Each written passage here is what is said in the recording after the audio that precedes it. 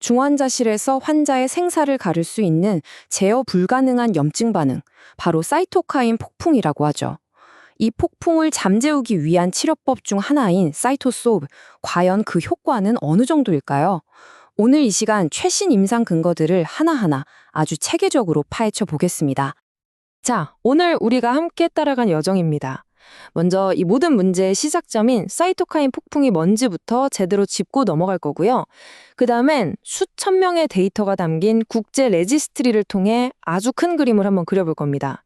그리고 가장 흥미로운 데이터가 나온 대동맥 수술 사례를 집중적으로 파고들 거예요. 마지막으로는 다른 분야에서도 비슷한 패턴이 보이는지 확인하고, 그래서 우리가 뭘 알아야 하는지 명쾌한 결론을 내려보겠습니다. 좋습니다.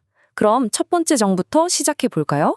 사이토소르브가 대체 무엇과 싸우고 있는 건지 그 근본적인 문제, 바로 사이토카인 폭풍에 대해 알아보겠습니다. 사이토카인 폭풍. 이걸 아주 쉽게 비유하자면요. 우리 몸을 지키려고 있는 면역 군대가 갑자기 통제 불능에 빠져서 마치 진압되지 않는 거대한 산불처럼 온몸을 공격하는 상태라고 생각하시면 됩니다. 이 불길이 혈관을 무너뜨려서 혈압을 뚝뚝 떨어뜨리고 결국에는 우리 몸의 여러 중요한 장기들을 망가뜨리는 정말 치명적인 결과를 낳을 수 있죠. 그렇다면 말이죠. 의료진은 환자의 몸속에서 이렇게 격렬하게 휘몰아치는 폭풍을 도대체 어떻게 잠재울 수 있을까요? 이 절박한 줄몬에 대한 하나의 가능성, 그게 바로 혈액에서 직접 이런 염증 물질들을 필터처럼 걸러내는 혈액 흡착 요법인 겁니다. 자, 이제 숲 전체를 한번 조망해 볼 시간입니다. 전 세계의 실제 임상 현장에서 모은 가장 방대한 데이터죠. 국제 레지스트리 연구 결과를 한번 살펴보겠습니다. 이건 뭐 이론이 아니라 현실 그 자체의 증거라고 할 수 있겠네요. 이 연구에 참여한 환자 수가요, 무려 1,434명입니다. 1,434명이요. 이 숫자 하나만 봐도 우리가 지금 다루려는 데이터의 신뢰도나 규모가 어느 정도인지 짐작이 가시죠? 자, 가장 중요한 결과부터 솔직하게 한번 보죠. 좀 놀랍게도요, 이 1434명 전체를 놓고 봤을 때는 예측했던 사망률과 실제 사망률 사이에 큰 차이가 없었습니다.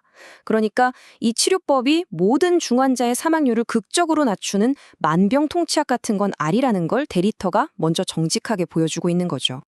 하지만요, 데이터를 더 깊숙이 들여다보면 정말 흥미로운 이야기가 숨어 있습니다.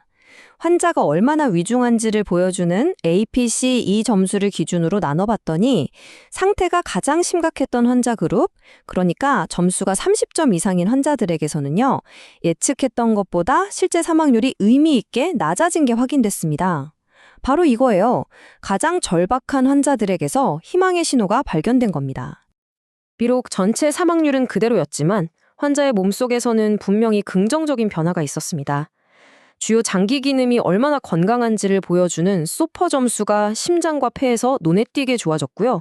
우리 몸의 염증 경보 역할을 하는 프로칼시토닌과 CRP 수치도 뚜렷하게 떨어졌습니다. 이건 치료가 환자의 상태를 안정시키는 방향으로 제대로 작동하고 있다는 아주 강력한 증거죠. 자, 큰 그림을 확인했으니까요. 이제 현미경을 들고 특정 분야를 아주 집중적으로 한번 들여다보겠습니다. 바로 수술 중에 과염증 반응이 폭발하기 딱 좋은 환경이죠. 복잡 대동맥 수술입니다. 이 분야에 대한 데이터는 특히 주목할 만합니다. 이 타임라인을 한번 보세요. 대동맥 수술 분야의 증거가 얼마나 체계적으로 그리고 단단하게 쌓여왔는지 한눈에 알 수 있습니다. 처음엔 단순한 관찰 연구에서 시작해서 점차 신뢰도를 높여가다가 마침내 2023년에는 의학 연구의 골드 스탠다드, 즉 최고 등급으로 불리는 무작위 대조시험, RCT 결과까지 딱 나온 겁니다. 이 그래프가 말하는 건 아주 명확합니다. 사이토소르 치료를 받은 환자들은요, 혈압을 인위적으로 끌어올리는 승합제 사용량이 눈에 띄게 줄었어요. 이게 무슨 뜻일까요? 환자 스스로 혈압을 안정적으로 유지할 힘이 생겼다는 뜻입니다. 바로 이게 혈액학적 안정성이 개선되었다는 가장 확실한 증거 중 하나죠. 출혈량이 줄어든다는 건 환자에게 정말 엄청난 차이를 만듭니다. 수술 후에 피가 덜 난다는 건 그만큼 재수술의 위험도 줄고 회복도 빨라질 수 있다는 얘기니까요. 보시는 것처럼 사이토섭 치료군에서 흉부 배행량이 절반 이하로 아주 극적으로 줄어든 걸 확인할 수 있습니다. 그리고 여기 정말 가장 드라마틱한 결과가 있습니다. 수술 후에 발생할 수 있는 치명적인 폐합병증이죠. 중증 ARDS 발생률을 한번 보세요.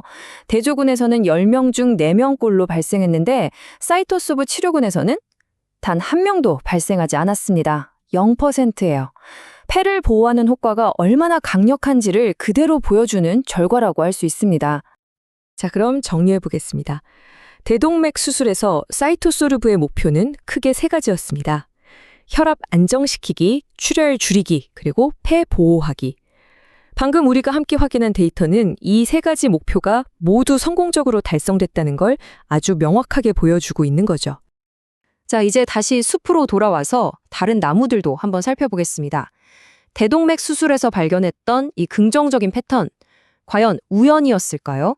아니면 다른 고위험 수술이나 중증 질환에서도 똑같이 일관되게 나타나는 현상일까요? 이제 그 증거들을 하나씩 확인해 보겠습니다. 심장 판막에 세균이 감염되는 감염성 심내막염 수술. 여기서도 비슷한 패턴이 보입니다. 한 연구에서는 수술 후에 생기는 치명적인 폐혈증 위험이 줄었고요. 또 다른 연구에서는 특히 악명 높은 황색포도상균에 감염된 환자들에서 혈압이 안정되고 사망률까지 감소하는 효과를 보였습니다. 심장과 폐의 기능을 대신해주는 최후의 보루죠. 에크모 환자들에게서는 어땠을까요? 여기서도 아주 일관된 결과가 나옵니다. 염증이 빠르게 가라앉고 장기 기능이 회복되면서 결국에는 90일 생존율이라는 최종 결과까지 개선되는 효과가 확인됐습니다. 심장이 제 기능을 못하는 심부전과 시민성 쇼크 환자들, 이들에게서도 이 패턴은 더 확고해집니다.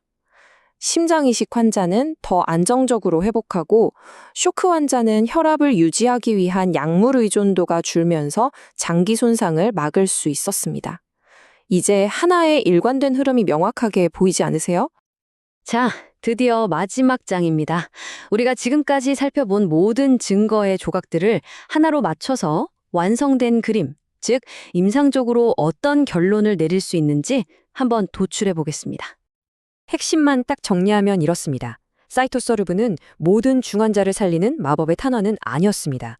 하지만 가장 위중한 환자들에게서는 분명한 사망률 감소 효과를 보였습니다. 그리고 여러 고위험군에 걸쳐서 공통적으로 혈압 안정과 염증 조절이라는 일관된 시그널을 계속 보내왔죠. 결론은 이겁니다. 누구에게 언제 이 치료법을 사용하느냐가 그 효과를 극대화하는 열쇠라는 거죠. 전희 교수의 이 말은 결국 모든 의학 발전의 본질을 꿰뚫고 있는 것 같습니다. 우리가 질병을 더 깊이 또 더 다각적으로 이해하려고 노력할 때 비로소 환자에게 가장 좋은 치료를 제공할 수 있다는 바로 그 사실 말입니다.